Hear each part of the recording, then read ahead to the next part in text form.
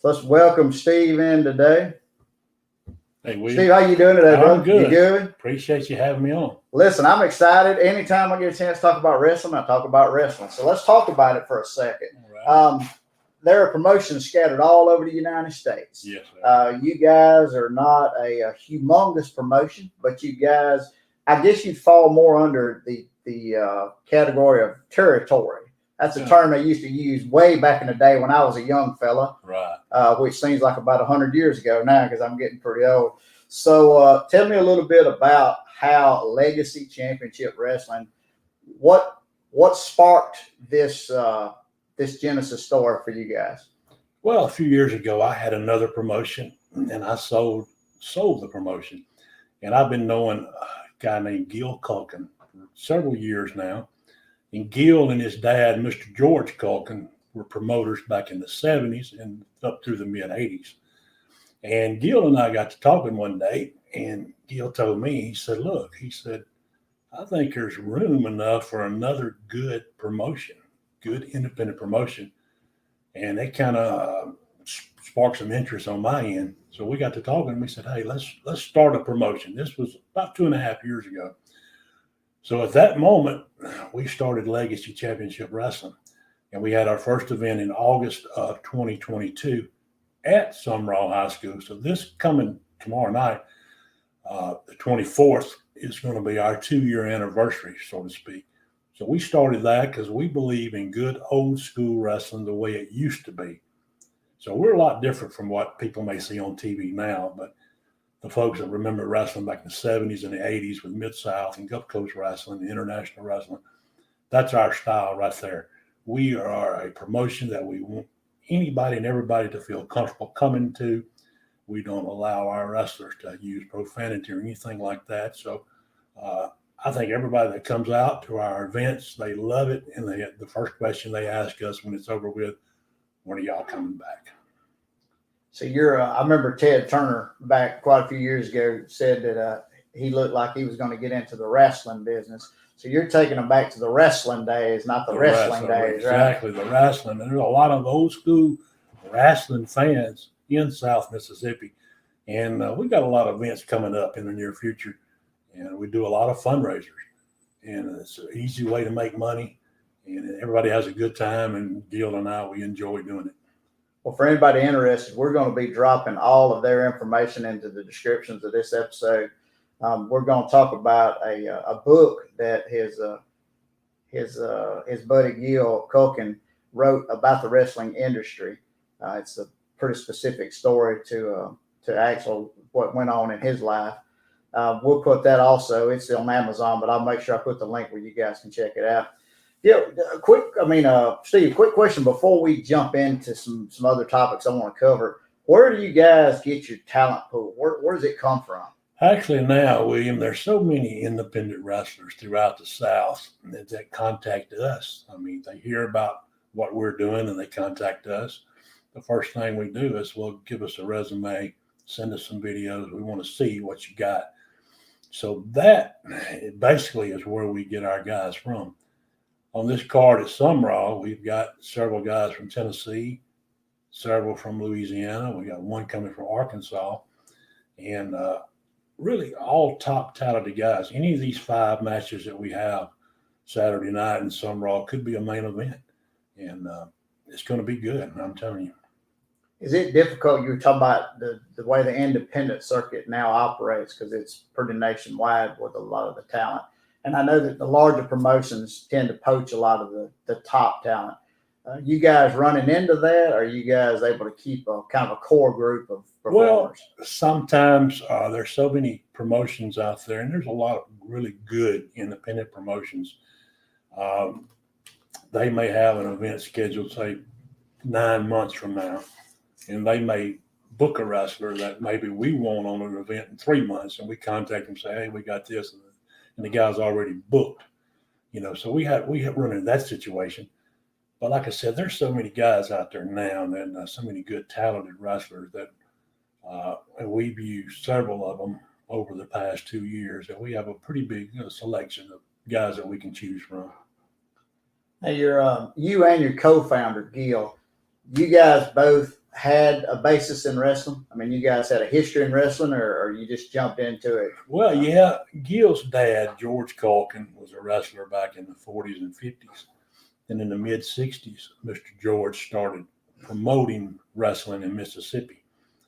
In 74, Gil joined his dad, George, and they started promoting together. And they promoted for Mid South Wrestling.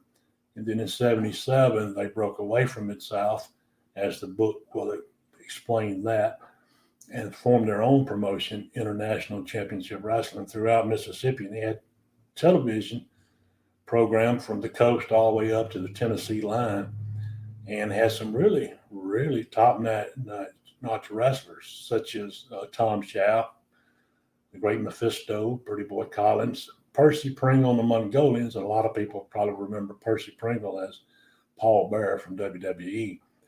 And also Terry Gordy and Michael Hayes, the Freebirds, they first started tag teaming for George and Gil Culkin in the late 70s. So they had a lot of talent there, Rip Rogers and other guys. Then they had their promotion for about 2 years or so, and then they got back in with Mid-South Wrestling in late 79, and they promoted with Mid-South through, I guess, 85 or 86. You said that was the Bill Watts promotion that they were affiliated with. What about now? Gil handles the promotion aspect of you guys, the wrestling you guys provide, and you're considered the matchmaker. Another term used is booker. You're the booker. Right. What's like? Where is your story? Where did it start? Where did wrestling first get in your veins and you couldn't get rid of it? Well, I'll be honest with you. Back in the late 60s, I was born in 65, late 60s. Gulf Coast Wrestling came to Hattiesburg, where I was born and raised. And my parents were huge wrestling fans. So I started going at a young age, and I loved it my whole life. And even through school, high school, everybody knew I was going to wrestle one day. So we had an independent promotion come through Hattiesburg when I was in high school, and it was run by a man named Thomas Tate. Well, I talked to Thomas about wrestling for him, and he said, get back with me sometime. He kind of blew me off to see if I was really serious about it, and I kept contacting him. And one day he gave me a call. He said, "You still want to wrestle?" I said, "Yes, sir, more than anything." I was 18 years old, and Thomas trained me, and I started wrestling for Thomas, and this was in 84. I had my first match in April of 84 in Beaumont, Mississippi. And I just loved it. I got to wrestle all over the whole South, and I got to wrestle some of the bigger names in the wrestling profession. And then when I got a little older in 2014, I started my own promotion, and I had it up through 2021, and I sold it. And like I said, less than a year later, Gil and I started Legacy Championship Wrestling. So how many different territories were you involved with when you were a wrestler? Oh, several. Throughout Alabama, Mississippi, and Louisiana, even wrestled in Texas. I don't even know how many I was involved with. If somebody heard about me and give me a call, a promoter, I worked out a price with them, and they said, "Well, come on," and then it was a done deal. I was there, and at one time I was wrestling 4 nights a week, and I love it. I'm old school. That's what I believe in, old school traditional wrestling, and that's what we do at Legacy, like we used to do it back in the day. So your first match in Beaumont, Mississippi. It might as well have been Beaumont, Texas. You were so excited that night. I was so excited. It probably felt like Beaumont. It did. We had a big crowd there at the old gym there in Beaumont. And I opened up that night against a guy named the Super Destroyer. We had a 10-minute match. Believe it or not, I went to a draw. So my first match, I didn't lose. I had a draw. And I was so excited about wrestling. Like I said, I went everywhere and wrestled. Anybody that wanted me to wrestle, I wrestled. And like I said, I got to wrestle some bigger name wrestlers in the profession. And I guess in 1990, I wrestled Hardcore Holly, who went to WWE. At the time, he was Beautiful Bob Holly. I wrestled him in Pascagoula, Mississippi, and I was fortunate enough to come up with a big win. And I got that on VHS tape, which I know already doesn't exist anymore. But I do have that on tape where I beat Bob Holly And that was a big highlight for me to find out, hey, this guy was 2 years later, he's in WWE making a big name for himself. Yeah, he got his start in Alabama, because I Right, know when he exactly. first got to the larger promotions, he had the finishing move called the Alabama Slammer. Right, So, right. So you figure that's the biggest big name you ever see? The problem is when I say big name, what a lot of folks don't understand is big names they're not big names for 10 or 15 years sometimes. Exactly. When I was 20 years old, I wrestled at Mobile, Alabama in '86, and I wrestled a guy named Bruiser Bob Sweetan, who was a former world's brass knucks champion. Now I'm 20 years old. I'm in the ring, and I look across the other side, and there's Bruiser Bob Sweetan. So you can imagine just how nervous I was. I think my knees was knocking. I was so nervous. So I got to wrestle Bob. I got to wrestle in '88. I got to wrestle Exotic Adrian Street several times in Mobile, Alabama. Also, I wrestled a couple of times against Robert Gibson of the Rock and Roll Express. I wrestled his brother Ricky Gibson several times in Mobile. And Sonny King, who was a former, it's WWF now, but back in the day, back in the early '70s, it was WWF wrestling. I'm into say WWE now. But he was a tag team champion with Chief Jay Strongbow, and I got to wrestle him in Louisiana, I think back in '87. So I've got to wrestle. I wrestled the Armstrongs, and anybody at Southern Wrestling knows who the Armstrongs are. Armstrong, that's they're wrestling royalty and they're wrestling cursed. It's supposed to be. Supposed to be, yeah. That's I think only one of them actually kind of survived that. I know the one that the guy that ended up eventually becoming the Road Dogg. Right. I think he's about the only one that had some real success and it didn't come crashing down. Well, you know, Brad Armstrong, he was a big name in Southern. Fundamentally solid guy. Excellent wrestler, and a good guy too. Really good guy. We lost him way too early. Yeah. Well, I'm glad you brought him up because I was about to ask you a question about if you had to describe your style when you were during your wrestling career. Were you the technical guy? Were you the bruiser? Were you somewhere in between? I tried to be the technical guy. And back in the day when I first started, it would take a little bit for me to get fired up. But, you know, I could brawl a little bit, you know. And I like to use the expression Terry Gordy used to use. And nobody swing a chair better than me. I could swing a chair pretty good if I had to. Didn't want to, but if I had to. But I try to wrestle, mat wrestle. And I had pretty good big success with it. Do you have a lot of matches during your career that were what we call the standard traditional in-ring stuff, or did you ever dabble in what they call now extreme wrestling and stuff like that with all the props and the toys? I never got into that. Now I did have a hardcore match one time, but hope it wasn't with Terry Funk. No. But I wasn't into that. I wanted to stick to the traditional wrestling, you know, like it used to be. And I think that was the way to go, you know. And I think that's why I had a pretty extensive career. I mean, my last match, I came back in December of '21, you know, and I had my last match was a tag match, and I think I done pretty good, you know. Waiting on our music to play. My partner at the time was Prince of Pain, Joe Kane. And when the music hit, it was just like something kicked in. And I've done a lot better than what I was expecting to do. That's I will say this, man. Whoever comes up with the ring names, that's you just named off some of the coolest ring names I've ever heard in my life. The Prince of Pain. Prince of Pain. And we got some tomorrow night. We got one guy. His ring name is the Ring Bully. The Ring Bully. And he's probably about 6'3", about 260. And when you see him, you'll see why they call him the Ring Bully. Yeah. You know? Well, you brought that up. I want to ask a question. See if when you were coming up, well, first of all, let's jump to present day. Okay, present day, if you turn on the television, let's say, and you watch any type of wrestling being presented, there's usually two archetypes of people that are in it.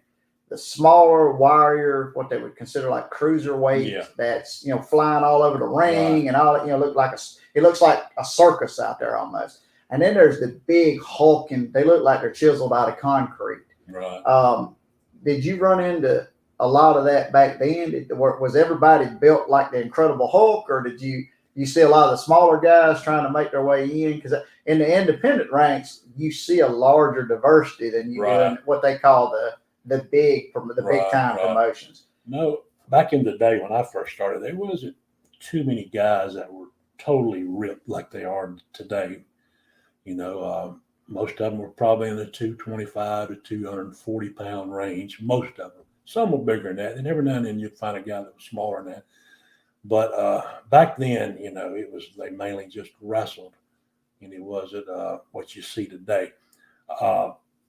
Personally, I really don't watch today's wrestling. It's just not me. Too theatrical. I'll go on YouTube and I'll pull up something from the 70s, Memphis wrestling, or Mid-South wrestling, or something world class, or 70s and the 80s. And that's what I watch. That's what I enjoy. Matter of fact, I watched the other night a match from the 50s. It was Warren Bockwinkel, Nick Bockwinkel's dad, against Wilbert Snyder. The 2 out of 3 fall, which you don't see anymore. And I'm telling you what, those guys wrestled. It went 3 falls, and they probably wrestled total probably 45 minutes. And it was really a great wrestling match. I really enjoyed that. I'd much rather see that than to see probably 95% of the stuff you see on TV today. So if it's endorsed by Jim Cornette, you're all about it. That's what you're saying. More or less. Yeah, more or less. Because you grew up, you just like me. I'm a little younger than you are, but you grew up on the Jim Cornettes and the what's the Jimmy Hart, Mouth of the South, Jimmy Hart, those guys. Now, you had a manager, you had a valet of sorts when you were coming up, or you were just in Mobile back in '87, I believe it was '87, for one night, and I had a valet, and it was Missy Hyatt.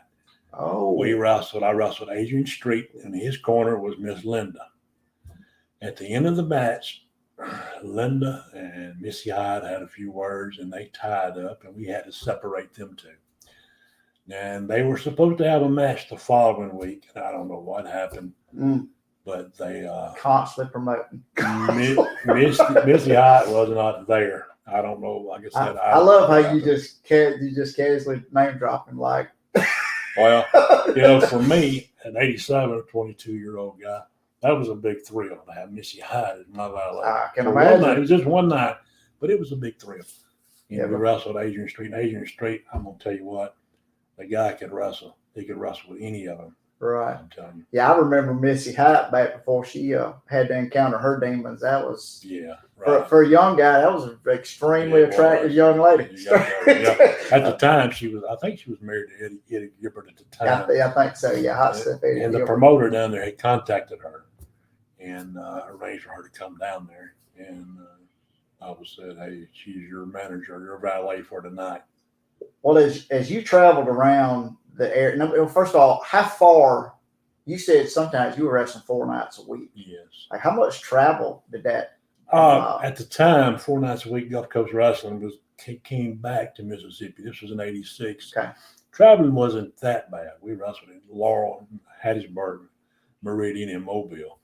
Okay. And then sometimes, like on a Saturday night, we'd go to Philadelphia, Mississippi, to the Indian Reservation. Okay. Or we may go to Foley, Alabama, or Bayou La Battery, Alabama, somewhere like that. So it wasn't. Okay. So it wasn't. No, a couple-hour drive. Well, I know back when I was a younger guy, and it was all territories. Yeah. Like you even brought up the WWW whatever F that ever made that. Right. Back when the original McMahon was running it, the father. And it was a territory also. Exactly. It was a big one, but it was a territory. Right. And I knew back then it was a lot of having a match and getting done at 10:30, 11 o'clock, midnight, and then driving for 4, 5, 6 hours somewhere else. And then, getting up the next morning on 45 minutes to an hour sleep and hitting the gym and then doing it all over again. Because when you said 4 days in a week, you did a lot of that then. You did a lot of 30-minute naps and hitting the gym. Or did you hit the gym or you just naturally stood? I used to work out a pretty good bit. I've got older, of course, and I kind of slacked off on that. But yeah, you'd have to pretty well keep yourself pretty much in shape, because people don't realize that when you get in that ring in just about a few minutes, if you're not in decent shape, you will blow up. You will be breathing heavy. I promise. Yeah, I was telling you before we got started about my buddy from Alabama. He wrestled in an independent circuit for quite a while, and then he kind of laid off. Yeah. I mean, he'll be the first one to admit he got out of shape. He wasn't working out like he should. He's busy with outside interferences, and he's lost quite a bit of weight. He's back in really good shape, so he decided to get back in the ring.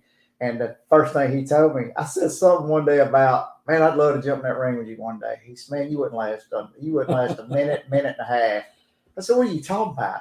He said, dude, we could run the ropes for 2 minutes and you'd be hassling for breath. I'm like, man, that's pretty disrespectful. He goes, hey, it's the truth. It's the truth. And it's because I see these guys, even these guys that are on TV that are getting paid big money and they're all blown up, and they go 4 or 5 minutes in a match. And it looks like they've jumped in a swimming pool with their clothes on. They're just sopping wet with sweat.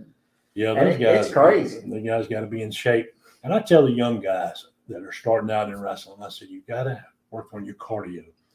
So I tell them, I said, I want you to run the ropes, run them back and forth as many times as you can. And I tell you what, you will blow up quick, but that is the best way to get in shape, running them ropes constantly. Yeah, I heard a guy, I told you before we got started, I had the opportunity to work some event security, different wrestling, different venues where they had wrestling. And I heard I'm trying to think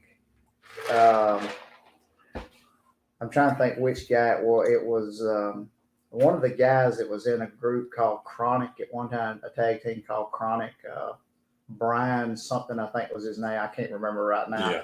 Anyway, and he was trying to tell a younger guy that didn't look like he's out of high school good, but he was performing with them. He said, man, you got to bruise your blade. And the guy's like, what? He's talking about running the ropes. He said, man, you got to run them ropes, you bruise your blade. He's talking about his shoulder blades. Yeah. He said, you hit them ropes enough. He said, you'll bruise your blade. And I'm like, I don't know what that actually meant, but that's the coolest thing I'd ever heard of. So you got to bruise your blade. That's what you got to. You get in shape that way. So it didn't matter how good a shape you're in. Injuries. You had some catastrophic injuries? I had a broke nose. I've been hitting the head several times with chairs. I had stitches twice. Your bumps and your bruises. And a lot of times when you're in a match and you're so involved, you may have a little slight injury and you're not aware either to that night when you're taking off your boots or something and you feel your ankle is not quite right. You're in the match, you may not realize it because you're so involved with it. That adrenaline is flowing. So, but I've never had a really major injury. I've seen injuries, but I've never really had a major injury other than the chair shots with the stitches and the broke nose. So you didn't lose time from an injury? No. Wrap it up and keep going. But you got to realize, though, in an era when you were actually performing, when you were in a ring, that was the norm. Patch it up and keep going. Because you were getting rich doing this. That's why you were doing it 4 nights a week. Back in the day, it's different from how it is now. Back in the day, the phrase was no go, no pay. Otherwise, if you didn't wrestle, you didn't get paid. Right. Like today, they got all these contracts. If somebody gets hurt on it, they still get paid right along. But back in the old school days, I mean, if you didn't wrestle, you didn't get paid. So a lot of the guys would be injured and they didn't just tape themselves up and just go on and just, endure. Now I have wrestled sick before. I was scheduled to wrestle and I knew I had to be there and I was sick as a dog, but I got out there and wrestled. I know I didn't do that well, but they were depending on me to be there to have my match, and that's what I've done, Right. You glossed over that comment I made about all the millions of dollars you made while you were wrestling. I just went anywhere. You just jumped right on to the next topic. And you did it for the love of the game. That's what they say. Well, actually, I've had a few pretty good paydays, but nothing like you see today. Nothing. I mean, those guys today are making all kind of money. And how long was your in-ring career? I started in '84. And I wrestled through, I think, in around 91 or 92, I took off about 4 years. Okay. I got in church, and I was a Christian, and I just didn't know if this is what the Lord wanted me to do. Okay. And I stayed out for about 4 years, but then I slowly come back to it. And I've tried to give my testimony a few places, and tried to, and I know I'm different from what I was before, and my career started picking back up, and I started having more matches then. Okay. And like I said, back in 2021, in December, I come back for one more match. So off and on, I would know I had no idea how many matches I had total. So for a short period of time, you chose church over chair shots.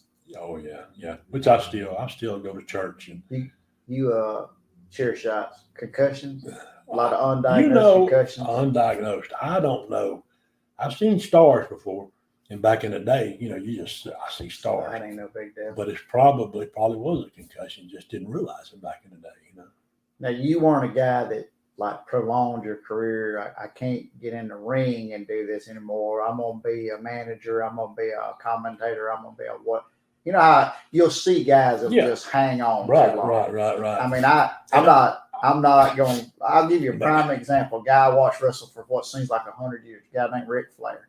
Ric Flair has hung on way too long. The guy needs to just go home. I agree with you, but I'll be honest with you on this. When you get into wrestling, it gets in your blood, and it is so hard to walk away. People ask me all the time, "When are you going to wrestle again?" I said, "No," and then something in my back of my mind thinks, I got another match in me. So who knows what happened? I may have another match in me in the future. Now, speaking of Ric Flair, he had his last match in the tag match in Nashville. The referee that run into the match, the original referee got knocked out. Right. Flair had put Jeff Jarrett in the figure 4 leg lock. Okay. The referee that ran into the ring and counted Jeff Jarrett's shoulders to the mat for 3 count was a guy named Dave Miller. Dave Miller will be our referee in Summerall Saturday night. Oh, you're breaking out all the stars now. I'm telling you, Dave Miller is probably the best referee in the state of Mississippi, if not the whole South. The man knows what he's doing, and we're honored to have Dave Miller. Well, he's been doing it for a while. He's been doing it for a while, and he is good, and we're just thankful he's going to be in Summerall Saturday night. Well, there is one question about your career that I forgot to ask, so we're gonna back up and say I'm gonna ask you. Most, especially during the time that you were in the ring, it seemed to me like a lot of guys that were getting into the wrestling profession at that time were either former, high school stars or college stars or what in some particular sport. Right. I'll give you the prime example. A guy I used to watch quite a bit, and Gil and his dad probably ran into him quite frequently, was Steve Williams. They called him the Dr. Death, Steve Williams. Well, he was a standout at the University of Oklahoma. Right. So you said you got started 18 years old. Yeah. I mean, that's straight out of high school. Right. So were you like a 4-sport, you were a 4-sport, 5-star athlete coming out of high school? You said, here I am. I'm fixing to do this. I played football in North Forest High School. Okay. Just north of Hattiesburg and Eatonville. Graduated in 83. Got a scholarship to Pearl River Community College. Went down there, started as a defensive tackle my freshman year. I wasn't quite big enough to go to a bigger university like Southern or something like that, and I wasn't fast enough to play at a university like that. So I had to go to Pearl River, and I played down there. So I was fairly athletic, I thought, but wrestling was what I wanted to do. It wasn't football, it was wrestling. So, like I said, I got my opportunity. So you played football to prepare yourself for wrestling? I guess so. I guess so. Now, when you say you weren't big enough, you were that 200 to 220 guy we were talking about earlier? I played on the offensive line. Okay. So when I was in high school, my weight was about 235. Okay. 6 foot. You can't find a 6 foot 235 on me. Now I went and also played defensive tackle too. Because linemen now are 6'4", 6'5", and weight 290. Now I would right now at that size, would be a little small to play linebacker, and I didn't have the speed to play linebacker. So there was no use to Yeah, me they trying got to pursue it. quarterbacks as big as you are, yeah. man. They got Right. quarterbacks playing now. Exactly. Yeah, I know what you're talking about the because I played quite a few sports in Yeah. school, but my problem was I wasn't real quick. They clocked me through the 40 with a sundial, so I'd even be too slow to run the ropes probably. The guy would have to wait on me to cross. So Yeah. so the funny thing is when it comes to, did you ever have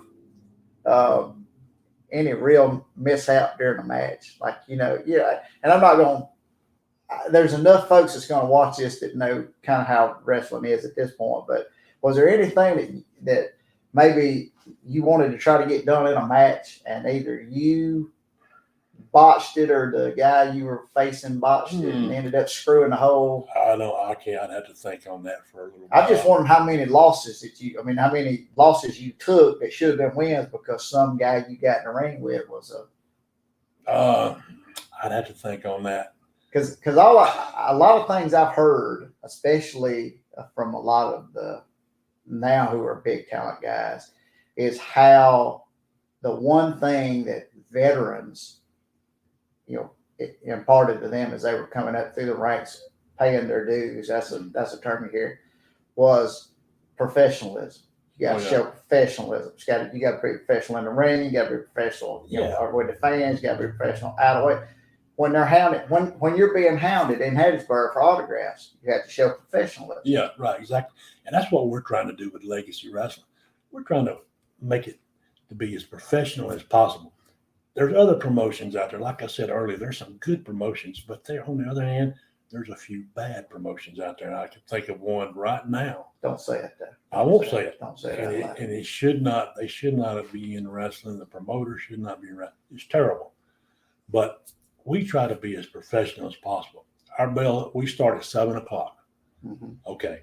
Now, if we got people still coming in the door, we might wait to 7:05, maybe. Mm-hmm. We have our announcements and we ring the bell.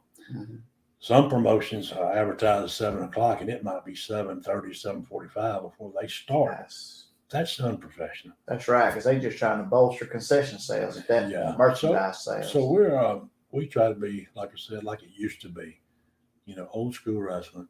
And our guys are professional. If you wrestle with us, you've got to be a professional. Right. Well, you talking about resumes and video, and y'all screen everybody that comes in. Right. We got a guy in Summerall in the main event, the unpredictable one, Damian Wayne. Damian has wrestled all over the country. He is well known in independent circles, and he's an excellent wrestler, and he can brawl too. And I think we're privileged to have him on our card for Summerall, and the people will see tomorrow night. When they leave tomorrow night, I guarantee you, everybody's going to have a good time. They're going to enjoy it, and they're going to say, "This is professional wrestling." We were talking about when you guys put this promotion together. I mean, I know the goal is, world domination. I understand that. That's what everybody tries to do. But you'd be considered a territorial type. We independent. You're an independent promotion, but it's. Are there any limits to the area you guys cover? Like how we talked about earlier, how there used to be old established territory. Well, it's like this. If there's a good independent promotion running a certain area, all right, we don't want to go into that area out of respect, okay? Right. And we feel the same way. They treat us that way. Now, if there's a promotion that is not that good, what we refer to as a backyard promotion, they're running an area, we may go there, but just because they don't have really good professional wrestling. But if there's a good promotion, we're not going to go in there, because it doesn't neither one of us any good. We like to have a good working relationship with other promoters, and we do. Well, a wrestling fan that is listening to this or watching this, and they live in wherever. They live in Eupora, Mississippi. Yeah. Just a random place I threw out there. What area do you guys actively work? Well, actually, we'll go anywhere in Mississippi if no legit promotion is in that area. We made a run up through around Greenville and Greenwood here a while back, and we're talking about going back to Greenville in the near future, because nobody out there is actually in that area, no promotion. So we talk about going back there. So we'll go anywhere in the state as long as not another legit good promotion there.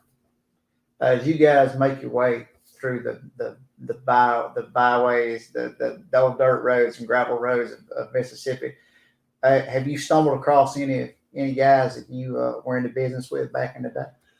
No, not any of the guys, but I do see some old fans in other territories that we used to wrestle in back in the day, and we'll talk, and a lot of them will talk about the guy that is probably the most popular wrestler ever come to Mississippi, and I got an opportunity to wrestle with him in '86. It's Cowboy Bob Kelly. Everywhere I go, people say, "Hey, you remember Cowboy Bob Kelly?" We'll start talking, and then, like for instance, Meridian, we used to wrestle there at the fairgrounds every Friday night back in '86. Mm-hmm. And I was talking to somebody the other day, and they said, I remember you there. I was a 20-year-old kid. Well, Bob Kelly, you bring it back. that's because let's see, '86. I was a senior in high school in 1986. And all these names you're calling out, I can remember being 5 years old and sitting in front of the television. You talking about Mid-South, for example, and that's where I was introduced to it. Also here locally, I told you about my dad. They'd have the wrestling stuff here at the old National Gold Armor building, and I'd see them set up the rings. These guys come in, man, they were superheroes. They were bigger than life. But I remember being 5 years old and sitting with my grandfather in front of the television watching Mid-South wrestling, and watching guys like like Junkyard Dog and Jake the Snake and the Free Birds would show up every now and then. Old Skandar Akbar. And then, of course, here locally, and I don't know, I guess because the territory's kind of not real dissolved, they just kind of got gobbled up by some of the larger promotions. Right. But one of the local high schools here, East Marion High School, one of the county schools here in Columbia, I remember working at the Shell station right across the highway from it and seeing those guys after an event one night at the high school gym come piling out of a vehicle. And I'm like, those guys look so familiar. And I'm like, I should know them from somewhere. And then Skandar Akbar got out, didn't have his turban on his head. He was bareheaded. And I said, that guy looks familiar. And then Ted DiBiase came rolling out there with him. I'm like, holy cow. That was the Rat Pack back in the day. Yeah, that was a big time heel deal. They had a big old huge guy with them. He wasn't with them, but I mean he was part of the Demolition. They were part of a Demolition Incorporated or something like that. And it was just weird though, being a high school kid seeing that. And I'm like, Now one of the legends of Mid-South wrestling is going to be in Summerall tomorrow night. The original masked grappler, who was a former North American champion, a former Mississippi champion, former Mid-South tag champion. He's going to be managing the grappler number 3. Oh, I was thinking, I didn't see him on the card, so that's pretty cool. Serving as a manager, there we go. Serving as a manager, giving back, mentoring, outstanding. Right. You, I know you're busy with the promotion. Do you see yourself ever doing that? Taking a young wrestler under your wing? And I have trained a few guys a few years ago. Yeah, but I mean, now that you're so busy with this promotion, do you see that? No, not really. You don't have time. No, I don't have time. So you're not going to bring in a young guy like you, 18-year-old, hungry, and then groom him to be the future champion, that kind of deal? No, I don't think so. A little too much on your plate at that point. Yeah. Because we got events coming up, and what I try to do is a few weeks before the event, a fundraiser, I'll go to the town and try to meet some people, put some posters up and stuff like that, get them, hey, wrestling's coming. I want y'all to come out and support it. And, a lot of times they'll say, well, is it like you see on TV? I said, well, you'll see a lot of the moves and holds and stuff like on TV, but you're not going to hear the stuff that you hear on TV. Right. I said, you can bring an 8-month-old to a 108-year-old. You can bring grandma and you can bring a baby, you're going to be well pleased. And it's $10 for general admission. You can't beat that. Do you guys handle the entire production process? Like, do y'all do the ringside commentary and all that kind of stuff? No, we don't do that. And we don't do the ringside commentary or anything like that. It's just like an old school event. If you went back in the day, Mid-South, for example, if they come to the Coast Coliseum, it's like that. they didn't have commentary. They had Right. a ring announcer. Ringing out. That's what I'm Yeah. saying. But that's it. But we'll have a ring I announcer. say, does that fall? Is that one of the hats you wear also? Or you also the ring announcer too? We have a ring announcer, but Okay. if something happens, he can't be there, I may have to fill in for ring announcer I at the last minute. Hey, fella running the promotion got to do whatever it Got to takes. do whatever it takes. So before we close out and talk specifically about the event in Summerall tomorrow, just want to mention for the viewers the book that Gil, his co-founder, wrote, The Mississippi Wrestling Territory: The Untold Story by Gil Culkin. You can find it on Amazon. I will have the link in the description below for you guys to check it out in case you guys want to buy a copy. Take y'all back to the days of yesteryear. Now, let's finish up with the actual promotion in Summerall tomorrow. All right. You want to run through the card and give us the amazing build up about the greatest matches ever put together by the greatest matchmaker in Legacy Championship Wrestling history. Maybe in Legacy. See what I did there? Right, see what I did there? You're right on that. The greatest and probably maybe the worst too. But we got a great card coming up. Our opening match is going to be the star of the show, Andy Mack versus Livewire Bobby Ford. These two guys have been wrestling each other in Tennessee and up in North Mississippi, and they are very good independent wrestlers, young guys. They're smaller guys, but I'm looking forward to that match. Our second match is going to be all-in-one Jace Smiles. Jace hasn't been wrestling all that long, but he's starting to make a name for himself in Louisiana.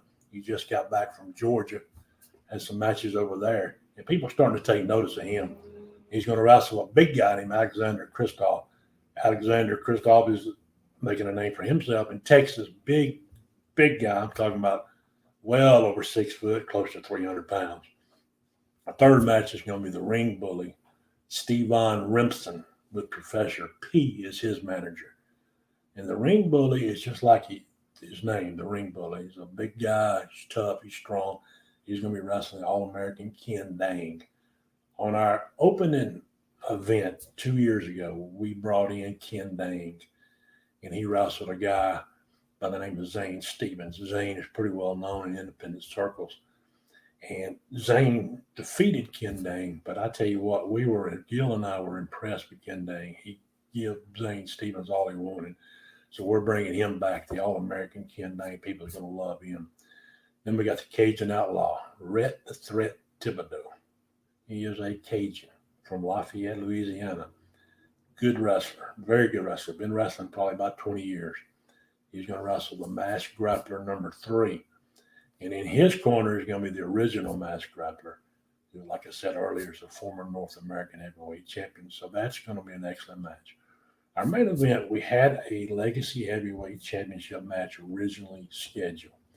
Our champion, Big Swole, Justin Cole, who was injured, broke some bones in his foot.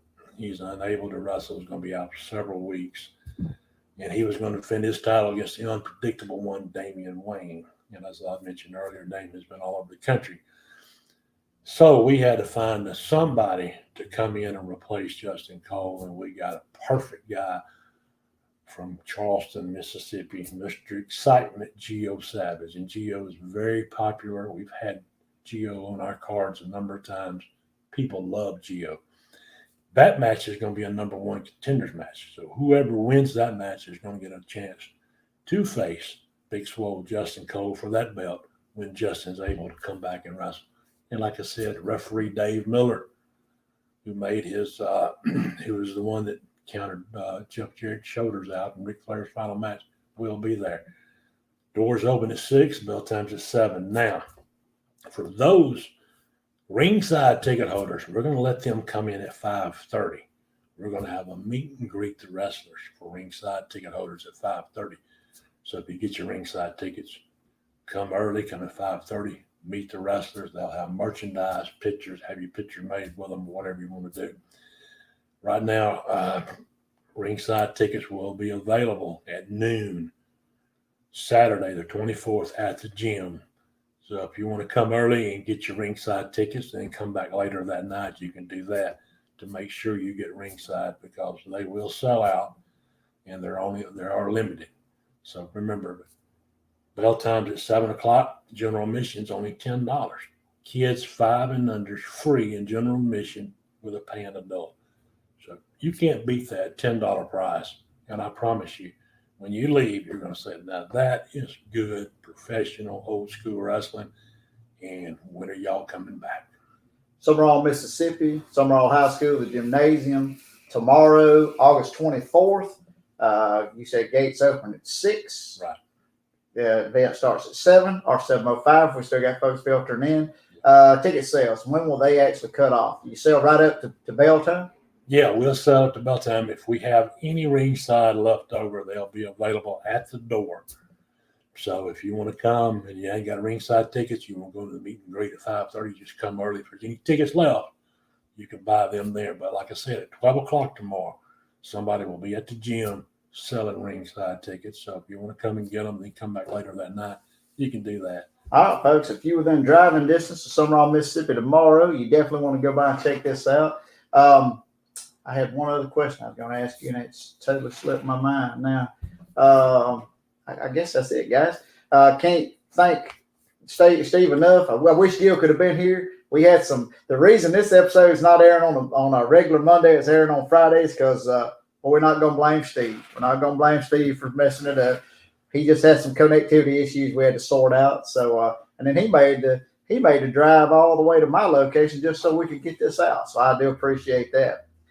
So, Steve, you got any last words for the fans except come out and support? Come out and support the Gridiron Club, the football team. It's for the Summerall Bobcat football team. Proceeds to go to that. Come out early and get you some concessions. There'll be some good food there and help support. You might not be a wrestling fan, but come out and support them. And I guarantee you, support the local kids. When you leave, you may be a wrestling fan. You may be a Legacy Championship wrestling fan.